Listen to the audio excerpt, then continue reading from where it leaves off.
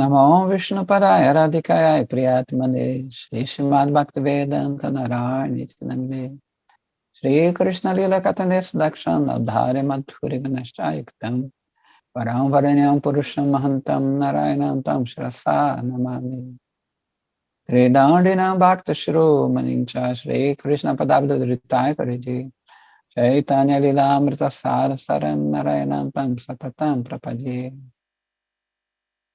Tavavasmi, Nadivami, Tvayavina, Iti Vinyayarade Nayaman Charanantikam. Jai Mahagranta Javadharma Ki Jai, Jai Shila Bhaktivinoda Thakura. Então, a gente parou, na verdade nós acabamos o 14º capítulo, a gente vai entrar no 15º, intitulado Diva Tattva, né? Então, a gente sabe que eles dividem tátuas, né, naturezas, qualidades naturais, de temas, Diva, Tattva, Guru, Tattva, Krishna, Tattva, ou seja, a natureza de Krishna, ou a verdade, eles traduzem muito como verdade fundamental, né, a verdade de Maya, a verdade de Diva, como aqui a gente vai entrar, né? A gente está, o personagem agora principal é o Vrajanatha, né?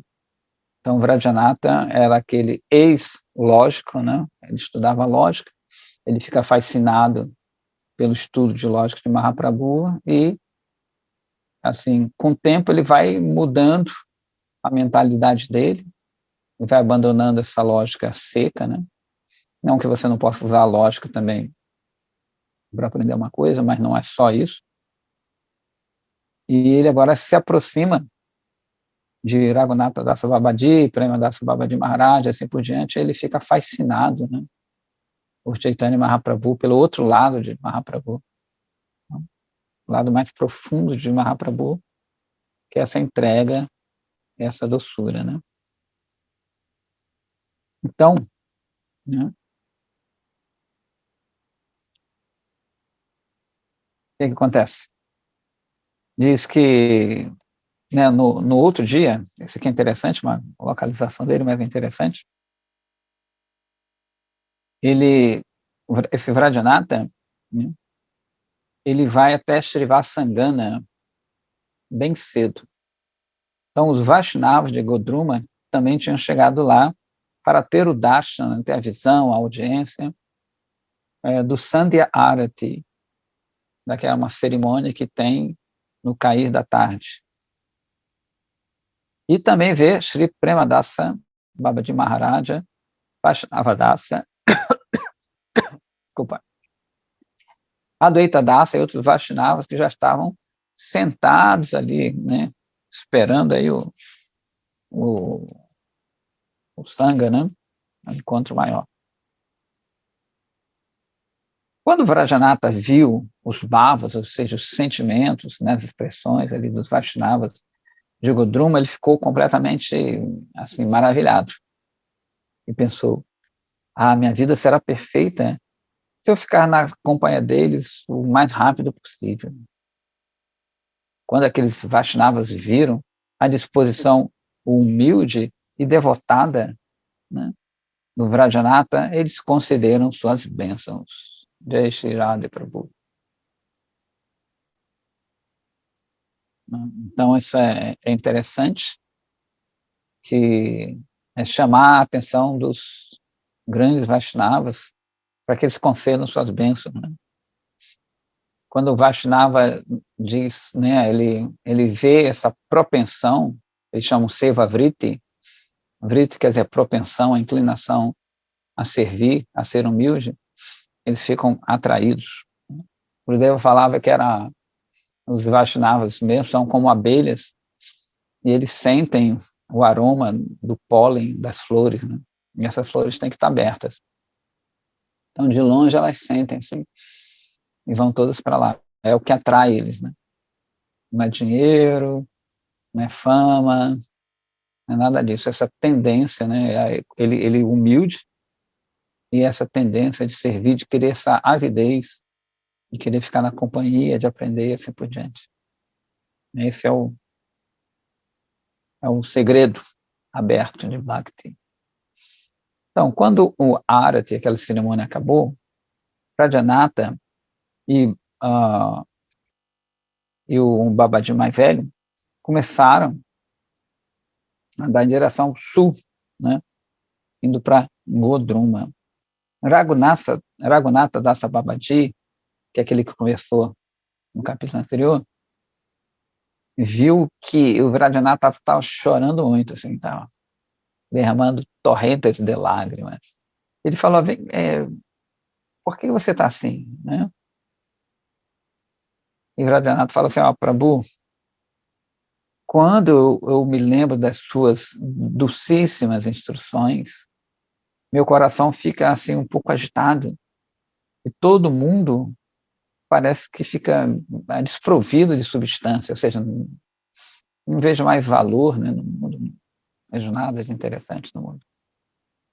Meu coração está ficando assim ávido para se abrigar em dos pés de lótus Sri Gaurangadeva. Por favor, seja misericordioso comigo e diga-me quem realmente eu sou, de acordo com o Tattva, que a gente falou antes, né? E por que eu vim para esse mundo? Não. Babadi fala assim, meu querido filho, ou seja, a gente sempre está vendo aqui a interação entre os Vaishnavas, né? Então o mais velho, ele está vendo ele já como um filho que vai instruir, né? Ele fala, meu querido filho, você me abençoou por fazer tal pergunta. O dia em que a diva, né, o ser primeiro, faz essa pergunta, é um dia auspicioso, né? É o dia em que sua boa fortuna, que seu êxito surge. Então, é o questionamento existencial. Então, quando eu começo a se questionar sobre isso, ela realmente entra no âmbito humano, né? Se você bondosamente ouvir o quinto shloka do Dashabula, todas as suas dúvidas se dissiparão. Lembrando que a gente está ainda naquela história do Dashamula, né? São as 10 instruções básicas, digamos assim, porém profundas. E ele cita, não, esse quinto verso, e diz assim, assim como muitas fagulhas saem do fogo abrasante, as inumeráveis divas, que são como partículas espirituais atômicas, nos raios do sol espiritual Sri Hari, também emanam dele. A gente até falou outro dia do sol, né? Quando o sol entra, hoje está meio nublado por enquanto, quando o sol entra no seu quarto, na sua casa, a gente vê aquelas poeirinhas, né, que estão dentro ali do sol. Então ele dá mais ou menos esse exemplo, essas poeirinhas, essas partículas são como as divas. Embora essas divas sejam não diferentes de Sri Hari, né, a gente já comentou aqui exaustivamente sobre esse negócio história do não diferente, eles também são eternamente diferentes deles. Ou seja, nessas poeirinhas estão ali, elas dependem, elas vivem nesse raio de sol, então elas têm um brilho, não são o sol em si, mas têm um brilho do sol, e estão ali dentro, né?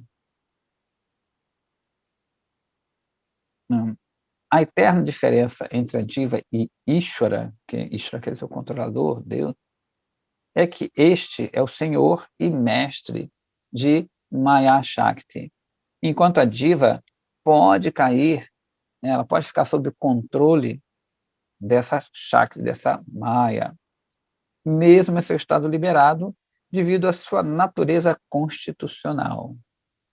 Então, supõe-se, né, que quando ele cita aqui estado liberado, vai no sânscrito, fala Sujivo Muktopi Prakriti Vassa Yoga Sva Unataha, que é o estado liberado, no sentido de mukti, daquela suposta libertação impessoal, né? Tudo bem? Qualquer coisa, pergunta. Esse capítulo também é um pouco dificinho, mas tranquilo. Aí Vajrayanatha fala assim, esse tato, esse siddhanta, na verdade, essa conclusão filosófica, ela é apurva, ela é sem precedente, ou seja, nunca ouvi falar isso. E eu gostaria de ouvir, né, alguma afirmação védica que apoie isso aí, né? Que é super legal isso também, né? Porque a gente pode falar um bocado de coisa, mas isso está apoiado em quê? Surgiu da minha mente? Está escrito em algum lugar? Um grande mestre falou? Né? As afirmações de Bhagavan certamente são o Veda, ele continua. Mas assim, ainda assim, as pessoas vão ficar, ficarão presas, né, inclinadas a aceitar o ensinamento de Mahaprabhu, se as Upanishads apoiarem esse princípio, né, substanciarem este princípio. Ou seja, tudo bem, Dashamula, segundo a que parece que tudo bem, foi Bhaktivinoda Thakur que fez, ele falou, são afirmações de Chaitanya Mahaprabhu, seriam suficientes em si, mas as pessoas vão aceitar mais ainda, né, se elas forem substanciadas pelas Upanishads, que são a parte mais filosófica dos Vedas. Então, a Babaji fala assim, este tattva é descrito em muitos lugares nos Vedas. Eu vou citar apenas algumas delas. Ele cita Brihad Aranyaka Upanishad, né, três vezes, uma, duas, três vezes. Fala assim, o verso, né, Yatagne Kshudra Vishpulinga Vilcharanti. Inumeráveis divas emanam de Parabrahma, né? Assim como minúsculas fagulhas emanam de um fogo. E depois, um verso também do mesmo Brihadaranyaka Upanishad, como eu falei, vai citar 3 vezes. Existem duas posições sob a qual o Diva Purusha deve se questionar, né? O mundo material inanimado e o mundo espiritual. A diva está situada numa terceira posição, no material, no espiritual, né? Então, a terceira posição, que é a condição similar a um sonho, Swapna Sthana, e a junção entre as outras duas. Desculpa, e a junção entre as outras duas. Estando situado no lugar onde esses dois mundos se encontram, ele vê ambos, né? O mundo inerte e o mundo espiritual. Beleza? Então, ele está botando a diva, Swapna quer dizer sonho, como num estado de sonho. É como se isso aqui fosse um grande sonho. Então, tem dois conceitos dos impessoais, né, dos Advaitavadas, e o nosso. A gente também considera, de certa forma, um sonho, mas esse sonho como sendo real. Os outros consideram um sonho, mas como sendo uma ilusão total. Né? Para eles, isso aqui não existe, realmente não existe. Para a gente existe, isso aqui tudo existe, mas ele não é o nosso local. Então, tem diferenças aí que a gente vai ver mais tarde. Esse shloka, esse verso, descreve a natureza marginal da Diva Shakti. Novamente é dito na Brihadaranyaka Upanishad. Assim como um grande peixe, né, que se encontra no rio, algumas vezes vai para a margem leste, outra para a margem oeste, da mesma forma, a diva também move-se de um lado para o outro, ou seja, entre o estado de sono e o estado desperto. Esse verso, os Advaitavadas vão vão dar outro significado, né? Eles vão calcular, eles vão dizer que o estado de sono e o estado desperto ainda se encontra aqui dentro, né? E vai ter um terceiro estágio, que seria quando ele é Brahma mesmo, né? Então, se a gente lê as Upanishads com a interpretação Advaita é bem diferente, né? Aí o Vajrayana fala assim: qual é o significado vedântico da palavra tatasta? Todo mundo se lembra dessa palavra, né? Tatasta, tata, quer dizer margem, está, quer dizer fixo. Tatasta quer dizer aquela posição marginal, né? Não é marginal de bandido? É a posição que está à margem dele, né? Então, Babaji fala assim: o espaço entre o oceano e a terra é chamado de Tata. Tata. Tem até uma grande indústria na Índia chamada Tata. Porém, o lugar que toca o oceano é, na verdade, nada mais do que terra, né? Então, aonde se encontra essa margem? A, a Tata marginal, ou seja, a, a margem marginal, ainda aqui até redundou, é a linha de distinção que separa o oceano e a terra. E ela é tão sutil, tão tênue, que ela não pode ser vista com esses olhos grosseiros aqui. Se nós compararmos o mundo transcendental ao oceano e o material à terra, então essa margem, esse tata, é uma linha sutil que divide os dois. E a Diva Shakti está situada nesse lugar onde os dois se encontram. Beleza? As divas, sorry, as divas são como partículas atômicas incontáveis de luz dentro dos raios de sol. Estando situadas nesse lugar mediano, as divas veem o mundo espiritual de um lado e o material do outro, né? A Shakti espiritual de Bhagavan, de um lado, é ilimitada. E Maya Shakti, do outro lado, né? A Shakti do lado, é também muito poderosa. E as divas inumeráveis, as sutis, sukshma, que ele põe aqui, né? Divas sutis, inumeráveis, estão situadas entre esses dois. As divas, elas são marginais por natureza, porque elas se manifestaram da potência de Krishna marginal, Tatasta Shakti. A gente falou da outra vez, ou do último capítulo, a gente estava falando justamente sobre Shakti.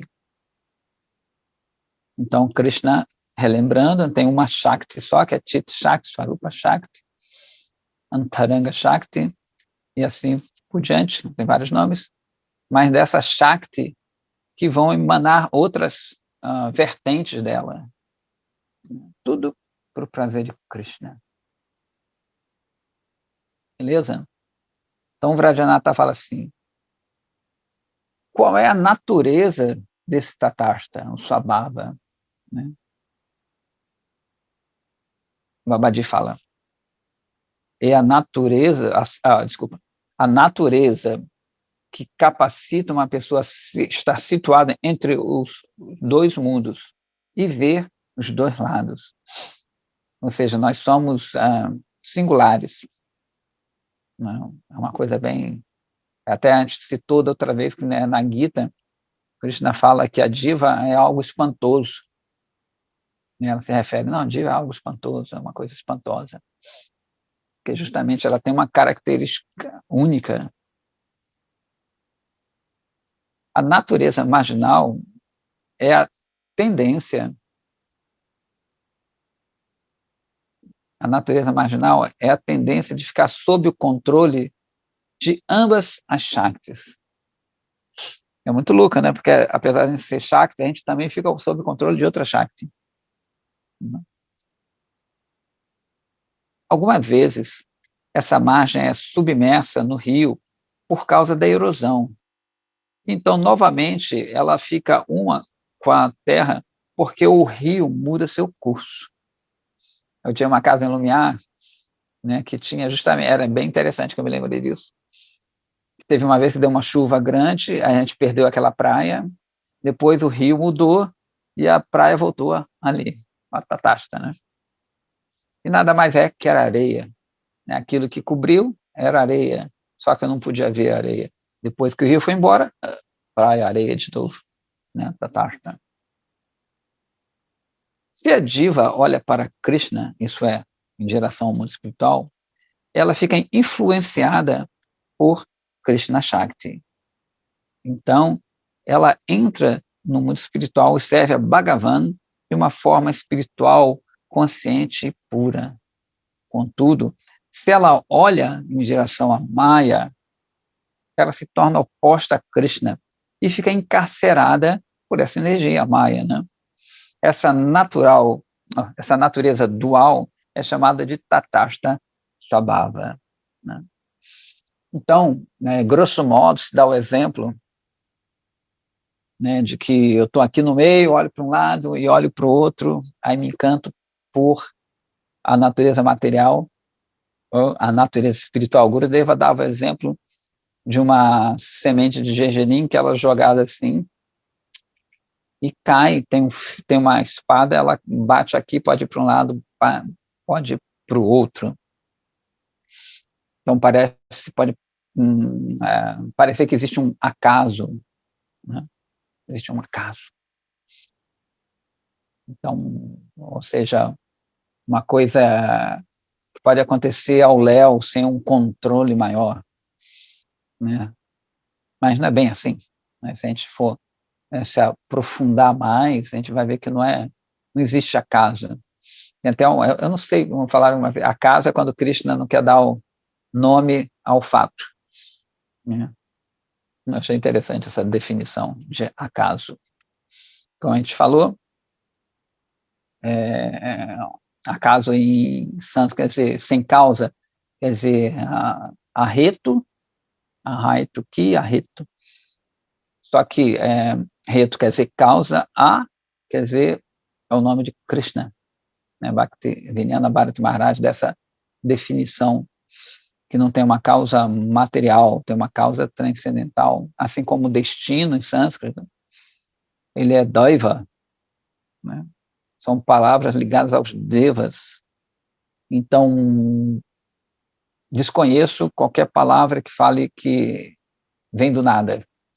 Algo aconteceu do nada, uma coincidência, né? São sincronicidades, né? Coisas que acontecem de acordo com uma sintonia, uma sincronicidade que nós não percebemos, né? Então, não tem nada que vem do nada, nada que vem do nada. Né? Não é uma coisa ao acaso nesse sentido. Tudo tem um controle de uma forma ou outra. Então, Vajrayanata fala assim: existe algum componente material na constituição da diva? Não, né? A diva é criada somente de Chit Shakti, dessa Shakti transcendental. Ela pode ser derrotada, isso é, na verdade, coberta por Maya, porque ela é por natureza diminuta e carece de poder espiritual. Tem um poder, mas é muito pequeno, né? Mas não existe sequer, né, um vestígio de existência de Maya na existência da diva. Não. É isso aí que confunde alguns filósofos aí, os Advaitavadas e assim por diante, né? O Vajrayanata, assim, ele vai citar 3 teorias Advaitavadas, né? As teorias Advaitavadas. Eu ouvi de um professor meu que Chidi Brahma, né, a existência transcendental, torna-se diva quando ela é coberta por Maya. Ele explicou, esse professor, que o céu é sempre Mahakasha, ou seja, sempre um elemento indivisível. Porém, quando uma parte desse céu é colocada no pote, ela se torna Gatakasha, né? Gata é pote. Similarmente, a diva é, em sua origem, Brahma. Porém, quando Brahma é coberto por Maya, o ego falso, né, do ser, o ego falso de se achar diva, ele se desenvolve. Essa concepção errada, a gente já falou aqui várias vezes, dessa teoria, né, que existe o todo, e o todo ele é obliterado, ele é coberto por um elemento, que aqui eles dão como exemplo, como se fosse um pote de barro, né? Então, existe o todo aqui, aí eu ponho um pote de barro aqui, e esse pote de barro, esse céu, esse Mahakasha, se torna Gatakasha. Por isso que essa teoria se chama Mahakasha Gatakasha Vada, a teoria do grande céu, né, limitado pelo pote, né? Quando esse pote é quebrado, não, vamos voltar um pouquinho. Então, tem esse céu, que é infinito, que ele falou, indivisível, porém, quando ele é colocado esse pote, parece que existe um limite.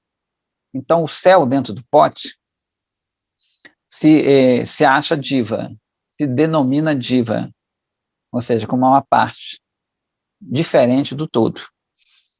Porém, com o vidya, o conhecimento, ele se liberta daquela concepção, ou seja, desse pote, né? Na analogia, esse pote é quebrado, ele não se torna Brahma de novo. Ele vai ver que ele nunca deixou de ser, né? Óbvio, não corroboramos com essa teoria, né? Os Vaishnavas não corroboram com essa teoria. Ele fala, essa teoria está correta? Ele fala, não. Essa doutrina é somente Mayavada. Como é que Maya toca Brahma? Não? Os Mayavadas propõem que Brahma não tem Shakti, né? Lupta Shakti.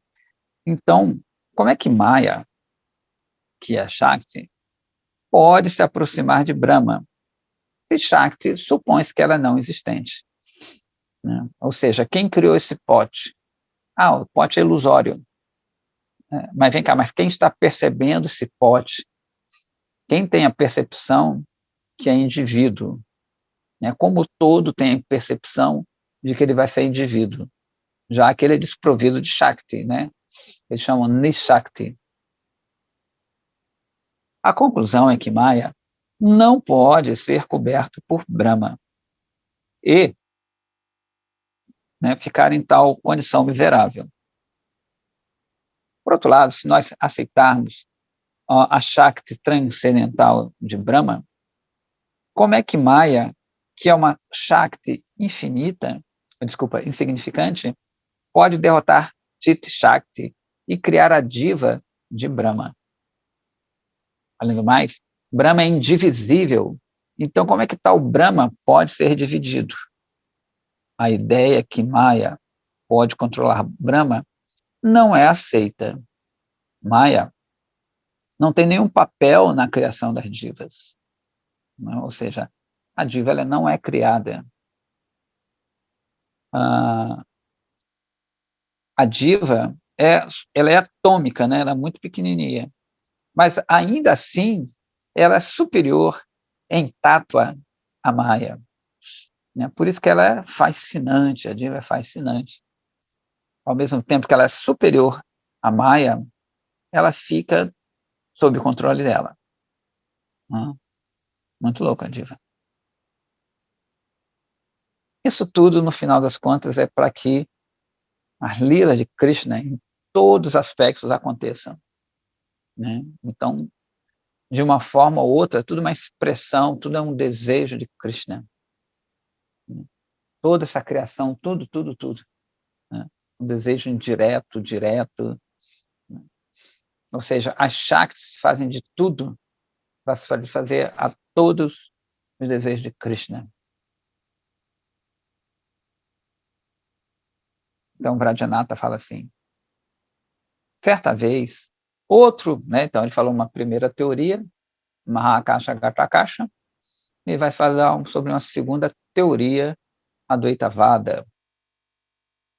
Certa vez, um professor me disse que a diva nada mais é que um reflexo de Brahma. Né? Essa teoria vai ser chamada Pratibhimbavada.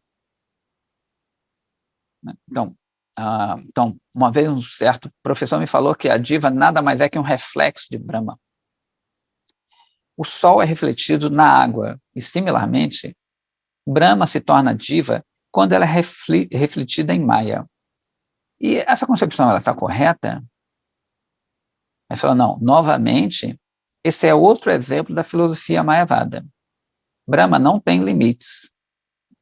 E uma entidade sem limites nunca pode ser refletida, ou seja, ela vai ser refletida aonde? Se tudo é ela. Né? Vai ter que ter uma superfície diferente para ser refletida. Mas se tudo é Brahma, aonde ela se reflete? Né? A ideia de limitar Brahma é oposta à conclusão dos Vedas. Então, essa teoria do reflexo também é rejeitada. Né? Pratibhimbavada, ou seja, a teoria de um Pratibimba é tipo é um reflexo, né? Algo que vai, bate algo e volta. E o Vrajanatha fala assim, ó, um Digvijaya Pandita, Pandita é um erudito, Digvijaya quer dizer que Vijaya, que ele conquistou todas as direções, né? Ou seja, um Pandita é um famoso que vai, antigamente eles iam ali pela Índia, aí tinham debates, aí eles derrotavam fulano, cicrano, inclusive muitos pediam até que escrevesse, né, eu fui derrotado pelo fulano, cicrano, para ter um documento, um certificado de pandita. Então, um Digvijaya Pandita, certa vez me disse que, na realidade, não existe substância conhecida como diva. Ou seja, diva não existe, né? Uma pessoa somente pensa que, que ela é diva por causa da ilusão. E quando essa ilusão é removida, a pessoa vê que, na realidade, ela não é nada mais que o Brahma indivisível. É, igual a outra, né? Isso é correto ou não? Olha, isso também é uma doutrina Mayavada, que não tem fundamento, nenhum fundamento. De acordo com Shastra, com as escrituras, é dito assim, Ekam eva duitiyam. Não existe nada além de Brahma. Se não existe nada exceto Brahma, onde existe a ilusão? De onde é que vem essa ilusão? Que e quem se supõe está em ilusão. Né? Se você diz que Brahma está em ilusão, você está dizendo Bom dia. que... Bom dia. Quem é Amanda Mandiari? Vocario, indo para baixo. Ok. Radhe. Então, se você diz que Brahma está em ilusão, você está dizendo que Brahma, na verdade, não é Brahma. Ao contrário, ela é insignificante. E se você propõe que a ilusão é um elemento separado, independente, você nega...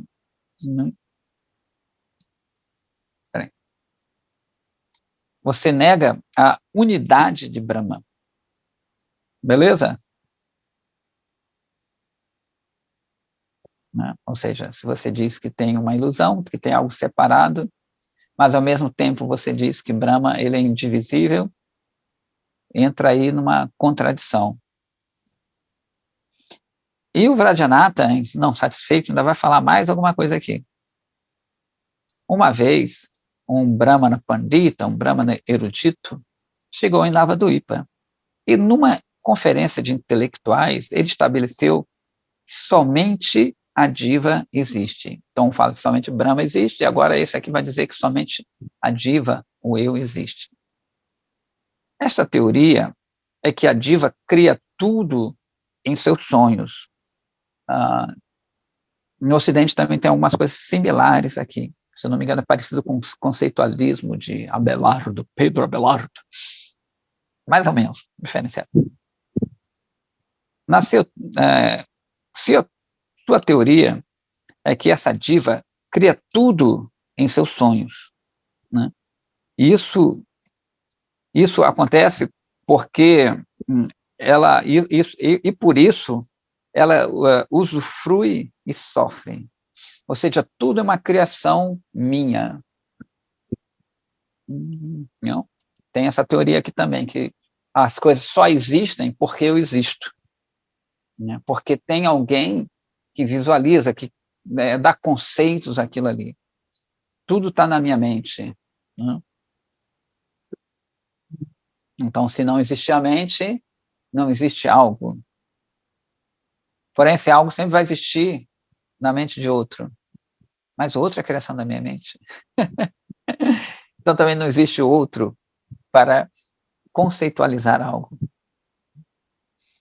Então, quando eu sumo, né, quando eu deixo esse conceito do ego, nada vai mais existir, porque eu não percebo mais nada. Mas será que tem alguém pensando da mesma forma? Ou apenas um pensamento meu que criou aquele alguém que pensa da mesma forma? Uma doideira, né? E ele continua, né? Então, quando esse sonho ele acaba, ele vê, ele quem vai ver que o sonho acabou? Né? Ele vê que ele nada mais é do que Brahma. Né? Isso também está correto. Ele fala, não, novamente, isso é uma doutrina Mayavada, um ensinamento Mayavada. Né? Então, na verdade, são esses quatro que ele citou aqui são bem similares, esse tipo de pensamento. E a gente vê que isso acontece quando a gente assume o processo ascendente, né? Querer entender a transcendência através dos nossos esforços. Sempre vai dar numa visão nihilista, unicista, porque a gente não consegue alcançar aquilo ali. No máximo, a gente consegue o quê? Eliminar tudo que existe, né? A Sridhara Maharaja fala que você consegue entender mais ou menos o negativo, mas não o positivo. Não.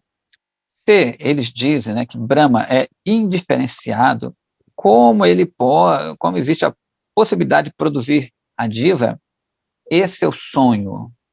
Né? De onde que vem o próprio sonho? De onde vem essa diva?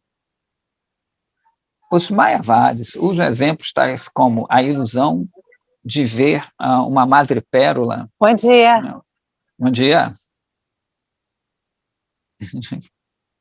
Quem chegou agora? Temos bom dias. Agora, Vanity. Bom dia, Pranams. Jai Shri Radhe. Boa noite. 7h10, boa noite.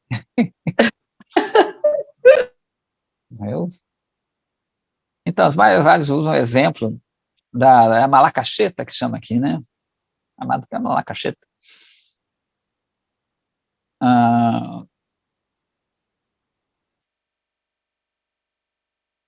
Então, de novo, os Mayavadis usam exemplos tais como a ilusão de ver essa Malakasheta numa ostra como sendo o ouro. Na verdade, não. É madrepérola. Ou seja, você vê algo que brilha, aqui tem muito essas... eu me lembro isso, eu estava em Búzios uma vez, e bate o sol nessas conchas, e dá um brilho dourado.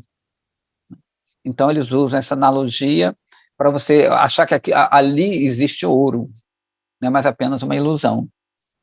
E a ilusão de ver, você está à noite, eles usam esse exemplo também, você vê uma corda e pensa que é uma cobra, né? Mas na verdade não é. Porém, essa filosofia não pode dar uma base consistente, né, para essa teoria da não dualidade. Né? Porque sempre tem alguém vendo e tem algo. Né? Então, como existe essa não dualidade, se existe essa experiência de algo e alguém, Então, de novo, não corroboramos nem um pouco com isso, né?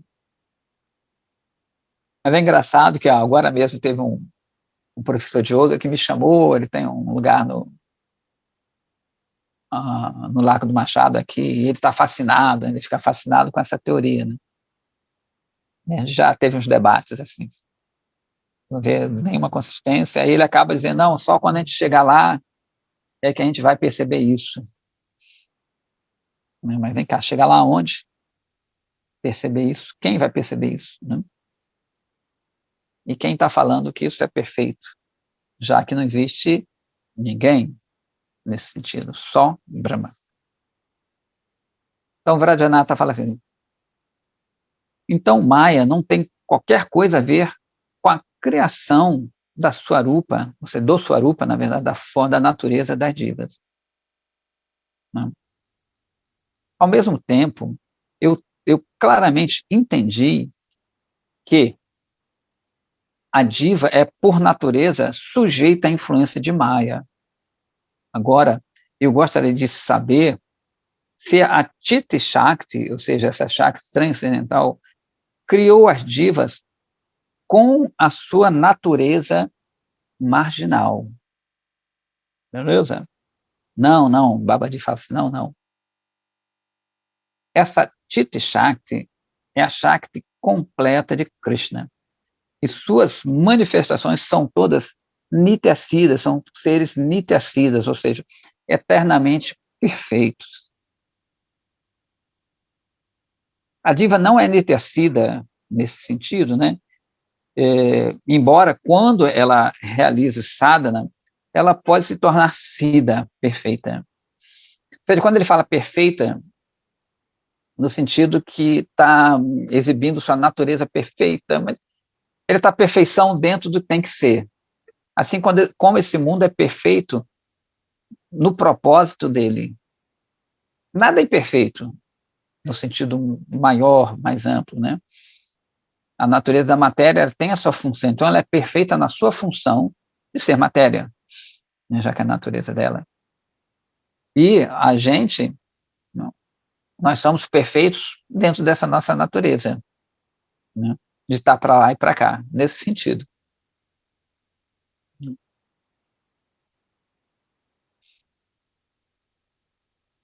Então, ele continua aqui, né?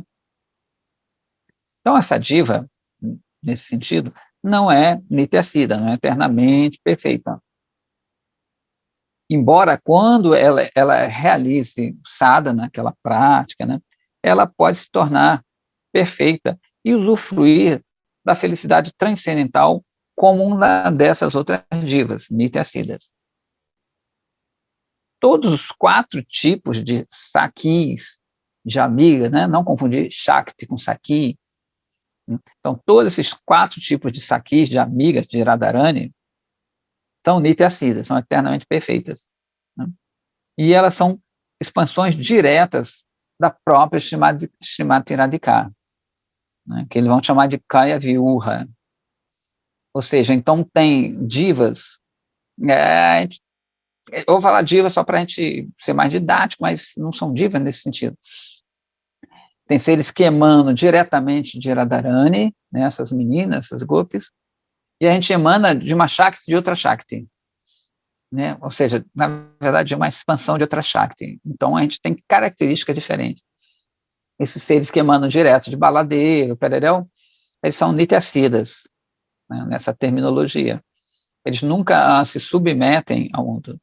Se nada é imperfeito, quem desrespeitar os 4 princípios vem a ser perfeito? Não. Quando eu falei que é, digamos, o fogo, ele é perfeito em si. Né? A água é perfeita em si. Na natureza deles, são perfeitos. Achei que era ruim. Né? Então, quando ele fala que é imperfeito, é no sentido que não está servindo a Krishna. Né? Mas ela é perfeita em si porque é a natureza dela. Você não pode tirar essa natureza. Então, a diva, ela, o que ela faz? Ela tem a sua perfeição dentro daquilo ali, assim como o mundo da matéria tem sua perfeição. Né? Só que a natureza da diva e a natureza da matéria são incompatíveis nesse sentido. Por isso que ela não se sente à vontade. Assim como o fogo. 8 categorias de saquis. Isso depois a gente vai ver mais tarde. Na verdade, acho que talvez você esteja confundindo com as 8 saquis de Radharani, né? Que é Rangadevi, Champakalata, Tungavidya, né? Vishaka, Lalita, essas meninas. Mas é categoria, essas são meninas, são as meninas mesmo, são saquis. Né? São a Ashta Saquis, que eles falam, Ashta quer dizer 8 saquis. Então é diferente, essas saquis tem outras denominações que a gente vai ver, Prana Presta, tem outras denominações. Então essas meninas são expansões diretas de Radharani. Né? Por isso que Chaitanya se tem essa teoria, né? Teoria no sentido de conhecimento. Ele fala que é a transformação de Shakti. Shakti Parinama Vada. E não a transformação de Shaktiman. Ou seja, Krishna é Shaktiman, que é o senhor das Shaktis. Tem uma Shakti só, que é essa Chit Shakti. Essa Chit Shakti que vão ter bifurcações, digamos assim, que vão criar a gente. Criar, entre aspas. A gente sempre, não existe um tempo que a gente não era, né? Sim, sempre fomos. Então, criação no sentido que somos subservientes a. Né? Então, as divas, por outro lado, se manifestaram da diva Shakti, de Krishna. A Chit Shakti é a Shakti completa de Krishna, enquanto a diva Shakti é sua Shakti incompleta, nesse sentido. Assim como os tátuas completos são manifestações da potência completa, similarmente, inúmeros divas atômicas e conscientes são manifestadas da sua Shakti incompleta. De novo, incompleta nesse sentido, e completa no sentido de que tudo é perfeito. Purnanada Purnanidam, Purnadachate, Purnasya, Purnamadaya, Purnaeva Vashishate, né? Que todas as manifestações do pleno são plenas, né? E o pleno não deixa de ser pleno, mesmo emanando partes plenas. Então, são plenas em si, né? Ou seja, cada um está no lugar onde deve estar, num certo sentido. Porém, como nós temos essa característica singular, né, o nosso verdadeiro lugar é com Krishna. Mas como é que o mundo material se manifestaria se não existisse divas, né? Esse tipo de ser. Então, o mundo material ia ficar sempre parado ali, não ia ter nenhuma função. Então, é necessário que nós entremos ali. E, em última análise, a gente dá algum prazer para Krishna. Ok? Isso é mais difícil, é um pouco complexo, e por isso que cremos que muitos mestres eles não entrem tanto nessa senda, porque exige um respaldo maior filosófico, um entendimento.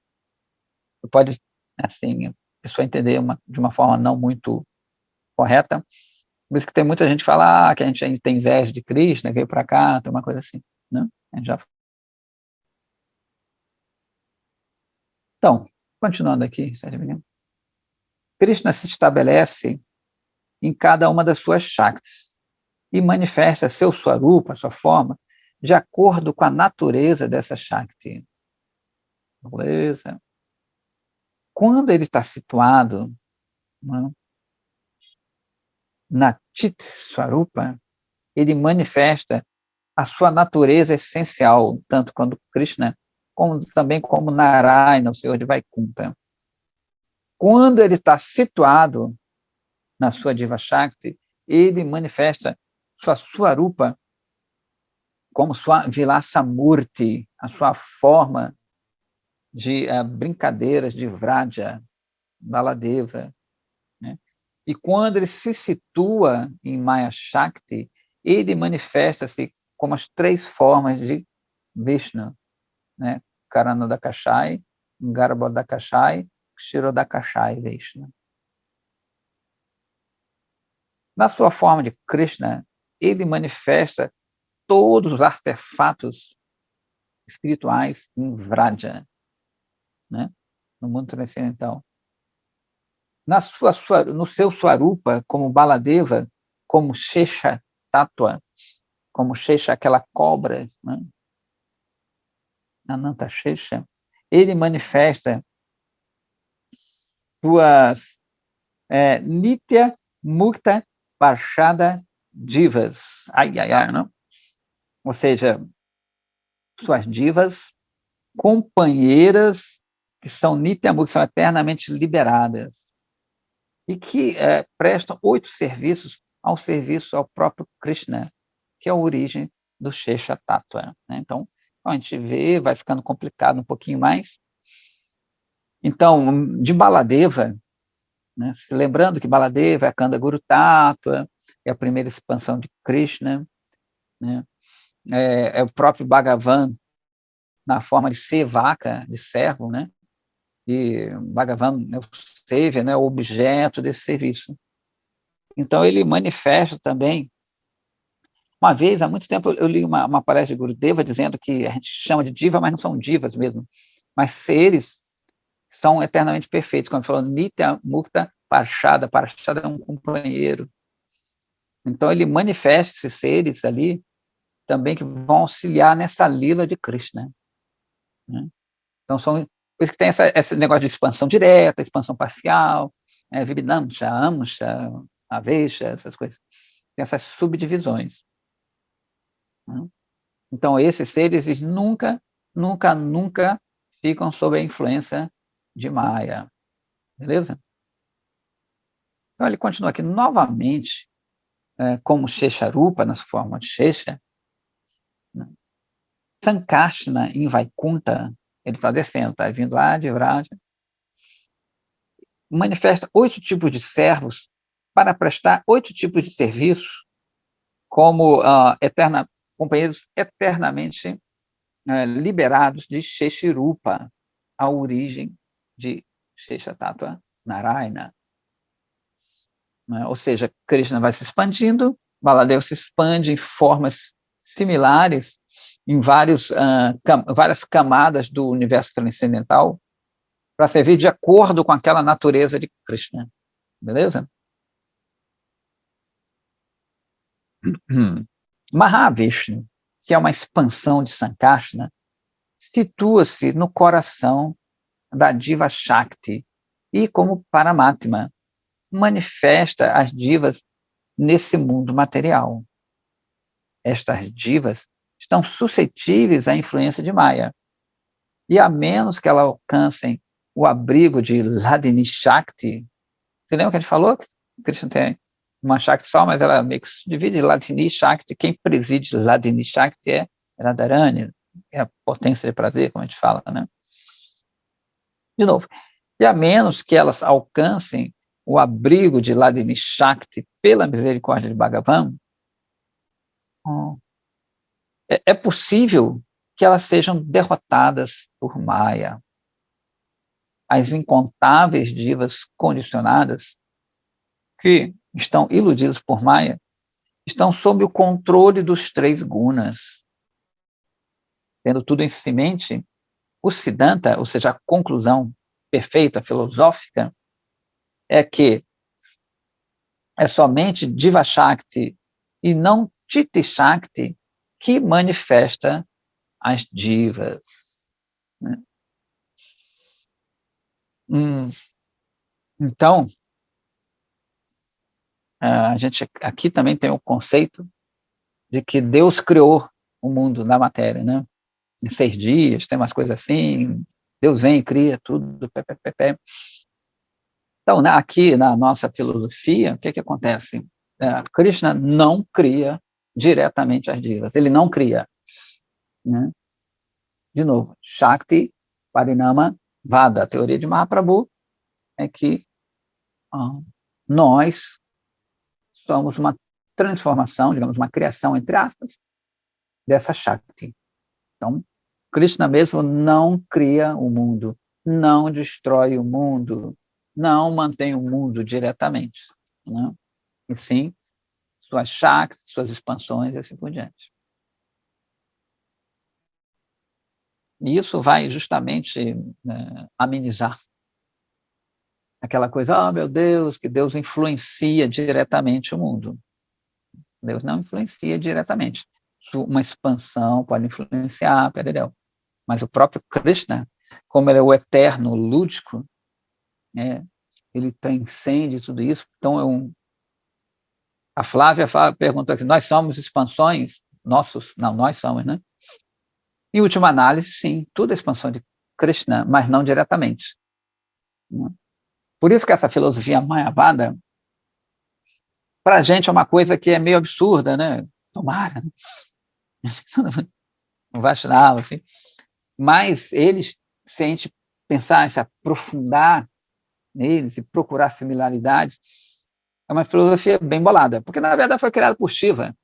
Então Shiva não vai criar uma mequetrefe, uma teoria mequetrefe, né? Então é uma coisa também bem feito se a gente se aprofundar, né? Agora é óbvio que a gente não se aprofunda nisso, vai perder tempo. Inclusive, como é que é? Tem uma citação de Mahaprabhu que a gente não deve nem ler essa filosofia, que ela é prejudicial a gente. E é uma praga, né? Com todo respeito, todo mundo, esse pessoal do Oriente, todo mundo, raramente alguém não corrobora com isso, de uma forma e outra. Talvez não dessa forma aqui, mas sempre, né, vai ter um pouco disso aí. Até as filosofias que não concordam com o ponto de ser a divindade, do eu ser a divindade, também não explicitam essa diferença, né? Por isso que a gente chama a teoria de Mahaprabhu perfeita, o Achintya Bheda Abheda, Tattva, né? Da diferença e não diferença, como ele citou aqui, né? Existe uma similaridade, óbvio, já que nós somos a criação da divindade, né? Da Shakti, da divindade, para ser mais específico. Óbvio que a gente vai ter, como ele fala, a gente é da mesma natureza, mas essa natureza é infinita e outra é infinitesimal, né? Deus é o todo-potente, a gente não tem certas características, a gente não tem, né? Agora tem uma similaridade.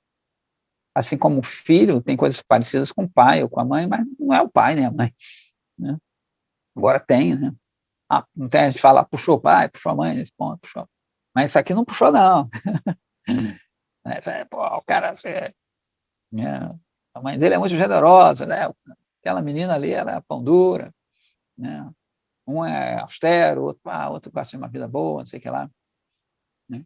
Então, tem essas diferenças, né? Apesar de sermos dessa origem. E tem que ter tudo, né? Tem que ter mundo da matéria, tudo. Picotou, não ouvi, depois me atualiza. Ok, Radhe.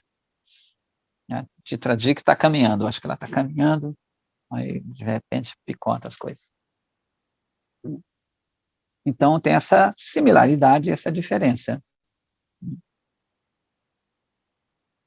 E é isso que o outro grupo eles não entendem, eles não concebem isso, né? Mas como ele falou assim, é só pela graça. Quando a gente mentalmente às vezes fica difícil. Até tem um Vaishnava que ele deu um exemplo interessante, que tem alguma coisa além do nosso alcance, então a gente pula, mas o que a gente vai obter é nada, né? Porque a gente não tem essa capacidade de entender algo que está além da gente. Então, a tendência é você aceitar a negação né? Ou seja, aquilo que você não é e não o que é. E como você aceita a negação, né, como uma verdade total, nós ficaríamos englobados nessa negação ou numa unidade. Né? Mas a gente sempre fala que é engraçado que todo mundo acha que tudo é um, né? Tudo é um, tudo é um, mas todo mundo quer uma coisa pessoal, né? Quer um trato pessoal, né? Tem um personal training, tem aquele Itaú Personal, não estou sendo pago pelo Itaú, tá? Mas tem aquele Itaú, tem aquela categoria personal, personalité, e você chega, você é tratado pelo gerente, né? Como pessoa e não como um todo. Né? Ninguém quer ser tratado como todo mundo, mas a gente quer tratar Deus como todo mundo, como se fosse tudo uma coisa, né? Aqui todo mundo quer ser coisa pessoal. Poxa, ele me atendeu de uma forma tão legal, se preocupou com meus problemas, tentou me arrumar. Né? Agora, a coisa mais importante, que é nosso trato com Deus, a gente acha que tudo é a mesma coisa. Né? Mas não, aqui eu quero algo assim. Né? Quero que a Gauravani me trate meus dentes de uma forma personalizada, não como, né? Não é todo dente que é igual, tem suas diferenças e assim por diante. Isso aí. Também não estou sendo pago pela Gauravani também, tá, gente? Não estou sendo patrocinado. Mas tudo bem. Então, fala assim, né, até nos templos, né? Eu falei, poxa, essa aula é para todo mundo? Não, né, tem ensinamento para cada um, para cada pessoa. Tem pessoas que merecem mais atenção, tem mais dificuldade de aprender ou de fazer uma coisa. Os filhos também, né, nas aulas. A gente dá aula para todo mundo, né? Antigamente tinha muito, hoje em dia já tem um pouco mais essa coisa de escolas mais personalizadas, assim, né? Metodologias diferentes. Então fala assim, né? Você disse anteriormente que o mundo Chit, transcendental, é eterno e também é divas. Se isso é verdade, como é que uma entidade eterna pode ser criada? A gente já até falou isso, né? Se ela é criada a partir de um certo ponto de tempo, ela tem que ser não existente antes. Então, como eu posso citar que ela é eterna? Babaji fala assim: o tempo e o espaço que você experimenta nesse mundo são completamente diferentes do tempo e espaço no mundo espiritual. O tempo material é dividido em 3 aspectos: passado, presente e futuro. Contudo, no mundo espiritual existe somente um presente eterno, indivisível. Né? Cada evento no mundo espiritual acontece no presente. Mas alguém pode perguntar assim, pô, eu li que Radharani falou que ontem Krishna me abandonou, e hoje não. Ou seja, parece que existe um passado e um presente aí. Né? Porém, ao mesmo tempo, a gente já falou aqui, que para Radharani, cada dia que ela vê Krishna parece que como sendo o primeiro dia. Né? Então, esse presente vão existir ornamentos que dão a ideia, esse presente eterno, que dão a ideia de futuro, ou seja, amanhã eu vou me encontrar com Krishna. Radharani fica treinando para se encontrar à noite com Krishna, ou seja, ela ainda não se encontrou, né, com Krishna, mas ela não está sempre com Krishna. Então, os contrários, eles se encontram no mundo transcendental. Então, quando ele fala que esse presente é eterno, é nesse sentido, apesar de ter as percepções de passado e de futuro. Tanto que eles falam, né, Kaladushana e Kalabhushana. Dushana, é uma coisa ruim, né? É o tempo que destrói tudo e assim por diante. Kalabhushana, Bhushana quer dizer ornamento, um enfeite. Então, aqui é Kaladushana e lá Kalabhushana. Bhushana, é um ornamento. Então, o tempo, como ele é personificado, consciente como tudo, ele vai ser um plus para as lilas de Krishna. Essa ideia de que existiu, que eu não estou presente com ele, tudo não faz nada mais é que um ornamento para aumentar, né, os encontros, as lilas. E como a gente sempre fala aqui, toda a atmosfera de Vraja, do mundo transcendental, o que ele faz? Ele respira, né, ele inspira. O movimento dele é sempre incrementar as lilas de Radha e Krishna. Assim como aqui nesse mundo é o contrário, né? Tudo gira em torno, eu acho, né, de mim, tudo em torno como eu posso ter algum prazer, alguma facilidade. Lá tudo gira em torno de Krishna, né? Então todo mundo, todos os seres ali, como são expansões que a gente já viu de Radharani, de Baladeva e tudo assim, todos isso aí, tudo conspira para dar o prazer a Radha Krishna, seja o tempo, o vento, as folhas. Quando Krishna está passando assim, tem muito sol, as folhas, os galhos das árvores, elas se expandem para formar um dossel, para formar uma cobertura, para Krishna não pegar tanto esse sol. Mas por que o sol fez isso? O sol é uma personalidade. Um está de acordo com o outro. Se está muito frio, esse sol aquece mais. Então, existe uma combinação ali de todo mundo numa perfeita harmonia. Mesmo Chandravali, que é uma rival, entre aspas, de Radharani, não existe isso, né? E aqui não, né? Aqui a rivalidade, a competição, o que é que acontece? Ela é prejudicial. No mundo transcendente, que é a origem, né? Ou seja, aqui, como a gente fala, é o reflexo pervertido, existe tudo isso. Só que tudo isso é para satisfazer Krishna. Aqui as nossas brigas, nossas rivalidades, são para satisfazer a gente. Eu quero isso, eu quero aparecer, eu quero fazer isso, entendeu? Né? Isso é meu, eu dei isso, me dá isso de volta. Né? Eu quero aparecer mais, eu quero ser chamado, quero saber. Tudo isso é negativo. Né? E lá não, como a gente disse. A própria Chandravali tem duas meninas, duas saquis dela também, Padma e Shaibya, que são as relativas a Lalita e Vishaka. Então, às vezes elas desviam, o Krishna está indo todo feliz para encontrar com Radharani, e elas seduzem. Aí Krishna vai, tu está indo para lá, se desvia, vai encontrar com Chandravali. Mas isso tudo, na verdade, né, porque Chandravali, que é, de novo, aparentemente rival de Radharani, é uma criação de Radharani, é uma expansão de Radharani. Então, nesse momento, Radharani entra em sentimentos mais profundos ainda, e o encontro é mais doce. Né? Diz que justamente a separação, entre aspas, que eles não separam, no sentido maior, ela vai aumentar o encontro. Né?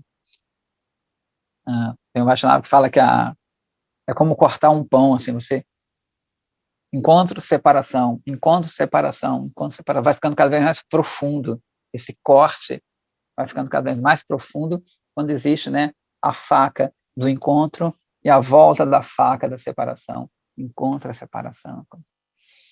Né? Cada vez a gente vai, o coração de Radharani vai se abrindo mais. O coração de Krishna também. Né? Então, tudo isso é necessário, por isso que ele fala que existe um eterno presente, que pode ser até uma pegadinha, um presente eterno, um eterno presente, no sentido de ser um presente para a gente. Ele continua aqui. Qualquer coisa que nós descrevamos no mundo material está sob a jurisdição do tempo e o espaço material. Então, quando nós dizemos assim, as divas foram criadas, o mundo espiritual se manifestou, ou não existe influência de Maya na criação da forma das divas, tudo entre aspas, O tempo material está sujeito à influência da nossa língua, do nosso idioma, né? Isso é inevitável no nosso estado condicionado. Então, não podemos remover a influência do tempo material das nossas descrições da diva atômica e dos objetos espirituais, né? Então, como a gente está aqui, a gente tem sempre essa ideia, criou, né? A gente fala como se é uma coisa mais didática. Foi criado, perdão. Por isso que os grandes mestres começam a explicar, né? Destrinchar tudo isso de uma forma melhor para a gente entender. O conceito de passado, presente e futuro sempre entra de uma forma ou outra. Ainda assim, aqueles que podem discriminar de forma apropriada podem entender a aplicação do presente eterno quando eles compreendem o significado das descrições do mundo espiritual. Baba, ele está falando para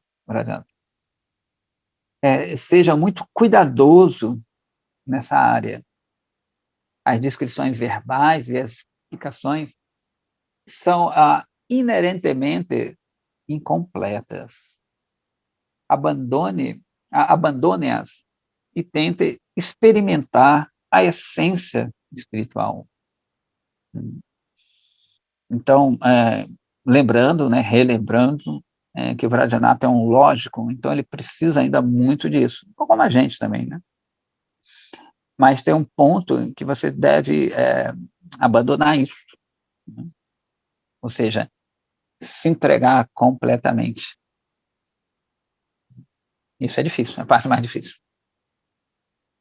Todos os Vaishnavas dizem que a diva é uma serva eterna de Krishna e que essa natureza eterna de servir a Krishna... Peraí. Está repetindo aqui. Sua natureza eterna é servir a Krishna. E que agora ele está preso, né? Na verdade, a diva está presa por Maya, porque ela esqueceu da sua natureza eterna. Contudo, todos sabem que a diva é uma entidade eterna, na qual existem dois tipos, Nitya Mukta e Nitya Baddha, eternamente liberada e eternamente condicionada. Isso aqui foi um tema polêmico aí, que eu fiz uma pergunta, mas não vamos entrar aqui nesse assunto. O tema tem sido explicado dessa forma somente porque o intelecto humano condicionado, sendo influenciado por pramada, ou seja, o enebriamento mundano, né, a loucura mundana, é incapaz de compreender este tema. Os sadhakas perfeitos, né, contudo, experimentam a verdade transcendental por meio de Chit Samadhi, ou seja, de sua inteligência, né, Sama, igual Chit transcendental. Quando a sua inteligência nesse sentido, né, sua compreensão, ela entra num estado de compreender a mente divina, num certo sentido, né? Por isso que Samadhi, por isso que a pessoa entrou em Samadhi, que ela está em consonância, digamos assim, com a divindade. Nossas palavras sempre têm algum limite material. Então, qualquer coisa que nós digamos vai ter os defeitos maíka, né? Condicionados por Maya ali. Meu querido filho, você deve sempre se esforçar por perceber, né, a verdade pura. A lógica e o argumento não podem ajudar nesse respeito. Então, é uma coisa fútil usá-los para tentar entender objetos inconcebíveis. Inclusive, amanhã teremos o estudo do Sri Shikshastakam, que tem essas, como a gente está ainda no primeiro verso, que fala isso, né? O Chit, que ele está falando Chittodara para Madhyanam, a forma de você limpar esse espelho do coração para perceber isso, né? Porque isso vem de cima para baixo, né? Então, a gente não pode entender de baixo para cima, como a gente já falou várias vezes, inclusive até tem uma citação bíblica do rei Nimrod, da Torre de Babel, né, que ele tenta construir, ele quer chegar ao céu através do seu próprio esforço. Então, ele tenta construir aquela torre, pererão. Só que o que acontece? Existe uma bagunça, né? Bagunça completa, todo mundo fala uma língua estranha, ninguém se entende, e a torre fica incompleta.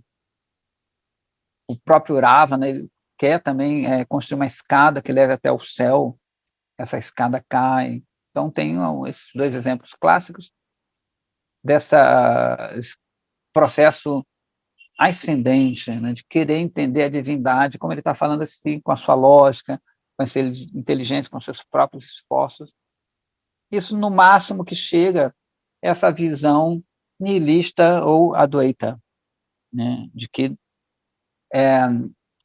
nada aqui é divindade, isso aqui é um sonho, né, que eu sou a própria divindade, mas ainda não percebo, né, que a divindade é a ausência de tudo que eu concebo, e assim por diante. Então, é um processo que a gente não corrobora, chega até um ponto ali, mas desse ponto ele não consegue passar, que a sua própria epistemologia é contrária à devoção, à entrega. Não? Ou seja, eu acho que eu posso entender, né? Já vai entrar esse conceito de que eu vou entender tudo, eu não me ponho numa posição humilde. E é interessante porque Vai Vassana, Radhe, vou acabar aqui também, que assim, é interessante que a gente fica um pouco tocado, porque às vezes essas pessoas que têm essa teoria, elas, na prática, no dia a dia, são extremamente renunciadas, às vezes. Andam de tanguinha, não comem, fazem austeridades, né? Parece que eles são humildes. Isso que é isso que pega, né? Eles não estão nem aí para nada, perereu. Mas qual é o objetivo deles? Eles querem ser Bhagavan, né? Aliás, eles não querem ser, eles se acham já Bhagavan. Então, apesar, né, isso é um argumento que muitos Advaitavadis falam, não, mas o cara não tem nada, ele não está nem aí para nada, nem fala, né? Ele ensina através do pensamento, usa uma tanguinha, não come quase, ou não come, né? Isso é que pega, isso que é o mais difícil. Então, aparentemente, eles querem, mas para que eles querem tudo isso? A teoria deles é que você é o próprio Bhagavan, né? Já um Vaishnava pode ser o contrário, ele pode usar tudo para Krishna, né? Ele pode ser rico, pode usar até roupas boas, né? Mas qual é o propósito dele? É ser Krishna? Não, é ser um servo de Krishna. Ele sabe que tudo pertence a Krishna. Então, essa é a pegadinha, né, que muita gente não entende. Então, a gente fecha por hoje, já são 7h50. Se tiver alguma pergunta, alguma coisa? Jai, Neida. Neida sempre presente aqui. Qualquer coisa, fale agora ou não se cale para sempre. Sempre existe pontos de alguém perguntar. Indo para Badi, tudo bem? Está sumido agora só em São Paulo. Então é isso. O Prabhu Goura, ele não está presente, que o guru dele está na terra dele lá.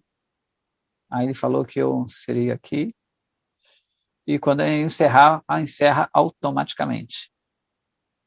Então, já que não tem... Pranams, obrigada, bom dia, boa Eu que semana. agradeço. Até de noite. Tem a noite hoje. Temos o que hoje? Sri Manachiksha. Está todo mundo convidado. Qualquer coisa, fala com a Gauravani. Às 19h30, temos Sri Manachiksha de Raghunatha Dasa Goswami. Todo mundo convidado. Jai Sri Radhe, então. Haribolo. Radhe Radhe. Radhe Radhe.